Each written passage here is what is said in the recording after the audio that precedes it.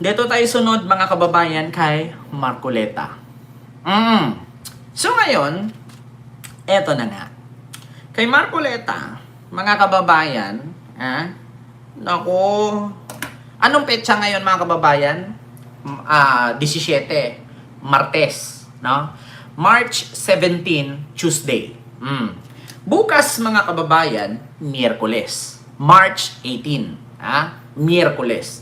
Bukas po malaman, mga kababayan, ang resulta ng investigasyon laban kay Marcoleta sa kanyang SOSE sa COMELEC. Yung issue niya sa SOSE. Ngayon mga kababayan, bukas mismo paglabas ng resulta sa investigasyon sa SOSE ni Marcoleta, pag napatunayan na may nilabag si Marcoleta, pamumultahin, kakasuhan, at makulong ang kalabasan niya. Ito po, mga kababayan, pakinggan niyo po. Emergency clearance May notice ads from the lang, mga Gigafactory. kababayan. Due to the sudden cancellation of an order from Germany, a large Senator Rodante Marcoleta pwedeng pagmultahin o kasuhan ng perjury kung mapapatunayang pineke ang kanyang Statement of Contributions and Expenditures. Narito ang balitang kumpirmado sigurado mula COMELEC, Radyo Patrol, Steve Raz. Kinumpirma ni COMELEC Chairman George Aaron Garcia na ilalabas bukas Miyerkules ang desisyon sa investigasyon kaugnay ng discrepancy o hindi pagtutugma ng Statement of Contributions and Expenditures o SOSE at Statement of Assets, Liabilities and Net Worth o SALN ni Senator Rodante Marcoleta noong 2025 national and local elections. Kinumpirma ni Garcia sa DZMM na pagbabasihan ng desisyon bukas ay mula sa motu proprio investigation. Moto proprio ba ang pagbaang tawag dyan? Moto proprio. Sa investigasyon ni Marcoleta dito sa COMELEC, bukas na ilalabas. So ngayon mga kababayan, kung bukas paglabas ng resulta at mapatunayan sa investigasyon na may nilabag, patay ka diha. Political and Finance Department o PIPAD at hindi mula sa ni-refer ng Office of the Ombudsman kahit pareho pang reklamo o mga aligasyon. Ayon kay Garcia, maaaring pagbuntahin o kasuhan ng perjury si Marcoleta kung mapatutunayang pineke niya ang kanyang SOSE pero pwede rin may basura ang investigasyon. Matatanda ang base sa SOSE ni Marcoleta, 112 million pesos ang nagastos niya sa kampanya, mas mataas kumpara sa halos 52 million pesos na idineklara niya sa kanyang SALN. Para sa akin mga kababayan, ang sabi dito, mapatunayan na may nilabag. Klarong-klarong meron. Bakit? Biruin mo, sasabihin mo, doon sa SOSE mo, pera mo lahat. Tapos pagdating sa interview, inamin mo na may nag-donate pala. Hindi ba paglabag yun? Ang nakasaad doon sa COMELEC, isulat lahat ng importanteng detalye kung sino ang nag-donate, magkano, at bakit sila nag-donate sa'yo. Ganon po ang nakalagay doon, petsa, sino, magkano. Pero ang nilagay ni Marcoleta sa SOSE, pera niya lahat, walang nag-donate, walang nagbigay. Pero kalaunan, nagpa-interview at ang sabi, utang na loob mo na lang yun sa amin, huwag mo nang ilagay ang pangalan namin. So ngayon mga kababayan, continue. Pero ginamit ni Marcoleta ang Peñera Doctrine bilang depensa na nagsasabing naging kandidato lamang siya sa simula ng campaign period at iginit na natanggap niya ang campaign donations bago pa siya opisyal na deklarang kandidato. Yan ang balitang kumpirmado. So kahit sabihin natin na natanggap mo, hindi ka pa nakapag-file ng candidacy.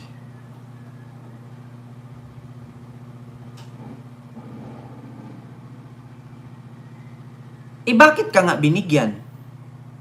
'Di ba?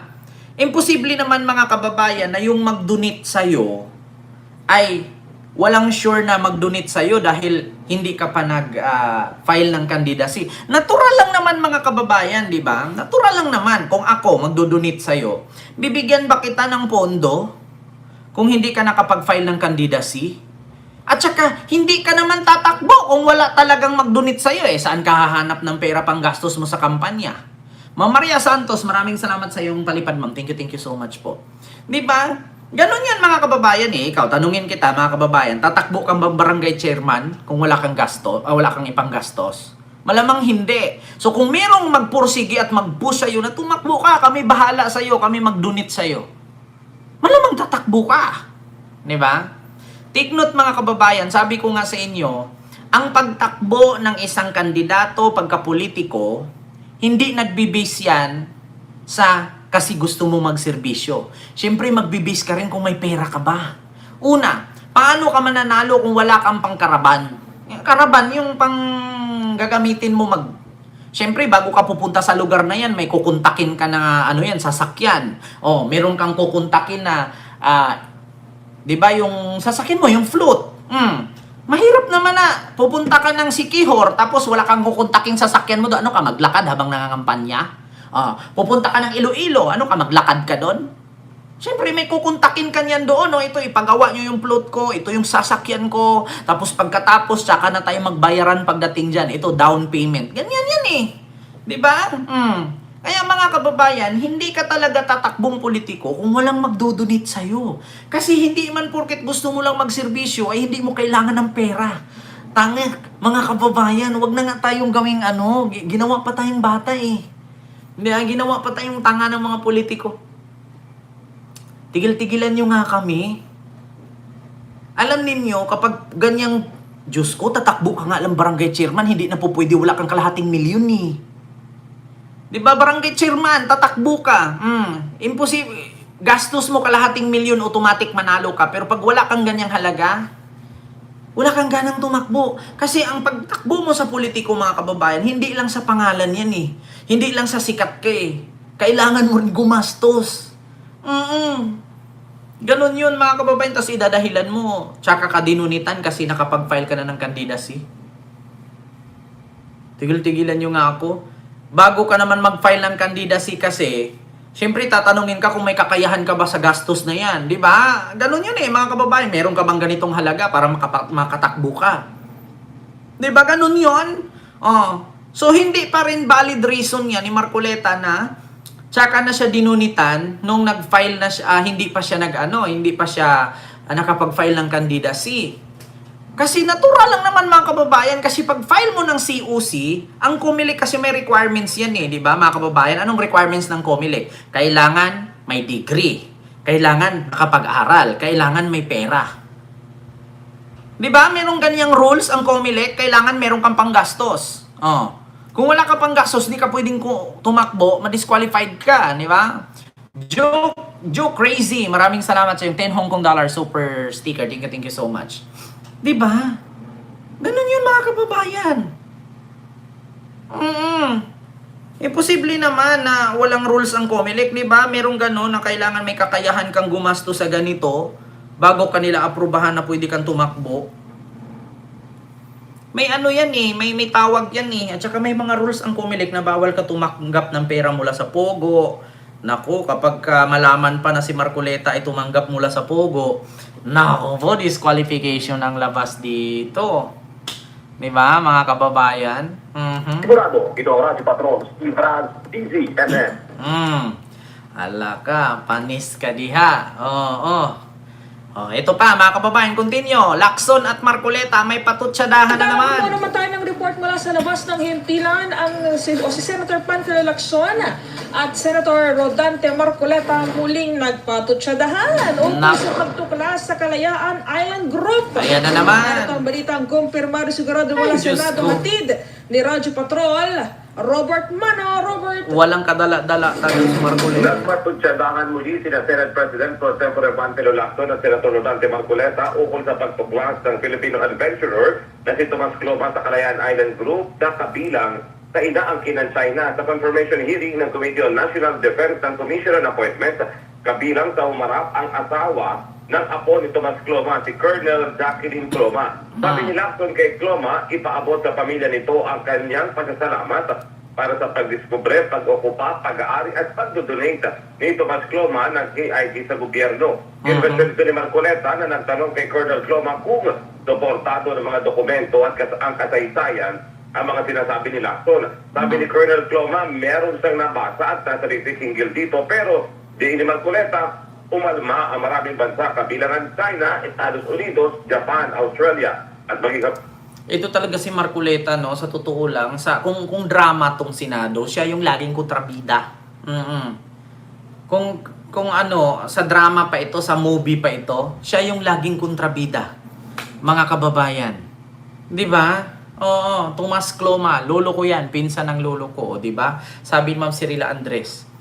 Sa totoo lang mga kababayan, bakit kaya may mga ganyang senador no na wala namang problema sana pero alam niyo maghahanap ng gusot, maghahanap ng gulo. Yung guguluhin, alam niyo sa totoo lang dito sa Senado, iwan ko kung bakit pinapanalo niyo pa itong si Marcoleta. Ito yung senador na panggulo eh.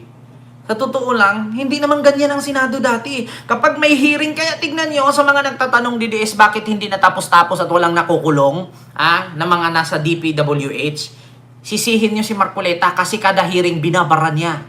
Totoo yan, kada mag-hearing ngayon patungkol dyan sa korupsyon, sisingit siya ng panibagong ebidensya. Tapos ending, peke ang notaryo. Kita nyo mga kababayan, tingnan nyo, pag nag-imbestiga na yan kay Sara Duterte, magbibit-bit yan siya ng panibago na naman na imbestigahan, isisingit niya para ma-distract itong impeachment. Maniwala kayo sa akin mga kababayan. Bantayan nyo yan. Tandaan niyo itong sinasabi ko. Kapag itong impeachment ni Sara matapos sa Congress at ipasa ito sa Senate, tingnan nyo, hahanap yan si Marcoleta ng paraan dyan na ito, ipapasukin niya. Kasi ito yung hinanda nila eh. Ito yung hinanda nila mga kababayan. Ngayon yung 18 Marines, panis na yan eh. Wala nang sa-isa yung 18 Marines kahit pa pabalik-balik yan sila dyan. Ang another dyan gagawin nila, bukod sa 18 Marines, may mga general yan lalabas. Bubulabugin nila itong impeachment ni Sara para mag-focus ang tao doon na naman sa maleta. Totoo yan mga kababayan, maniwala kayo sa akin. Sabi nga ng NBI, hindi lang 18 yan, 100 yan. 100 yan. Nako mga kababayan. Ganon ang gagawin nila yan. Bubulabugin nila yung impeachment ni Sara. Tingnan nyo. Imbis na magtatalakay dyan sa trial of impeachment ni Sara sa Senate, ang gagawin nyo ni Marcoleta, magbibit-bit yan ng panibagong witness. Tapos papuntahin niya yan. Tapos kunwari yan sila dyan, hearing yan sila. Puputulin nila yung impeachment ni Sara. Ganon yan mga kababayan. Which is katulad siyang sa anak niya dun sa Congress. Anong ginawa? Pinapalabas niya si Kiko Aquino D. Wala namang ginawa. Pero gusto niyang palabasin. Tapos ang tanong ngayon, miyembro ba siya ng committee? Hindi. Ano lang siya? Visitors lang siya doon. Sa madaling salita, makikichismis. Ngayon, naalala ninyo si Attorney Insurrecto nung pinatawag sa Quadcom? Na si Marcoleta ang lakas ng loob na i-contempt kapag hindi nag-sorry. Tapos ending sabi ni Dan Fernandez, ay pasensya na po. Wala pong karapatan si Congressman Marcoleta na mag-contempt kasi hindi po siya miyembro ng committee to. Di ba napahiya? Ganun yun, mga kababayan. Kaya, di ba? Sir Jericel Puno. Kaya sabi nga ni Attorney Insurrecto, ba't ako magsusori? Kasi nasaktan siya sa sinabing manlinlang. Totoo naman. Bakit? Hindi ba totoo? Dami mong ang nilinlang sa 2,000 na kuryente pababa, libre. Ang daming nalinlang. Kahit ako, nalinlang ako. Asan yung libre? Ba, wala. Para ka lang si Alan Cayetano. Di ba? So, yun po yun, mga kababayan.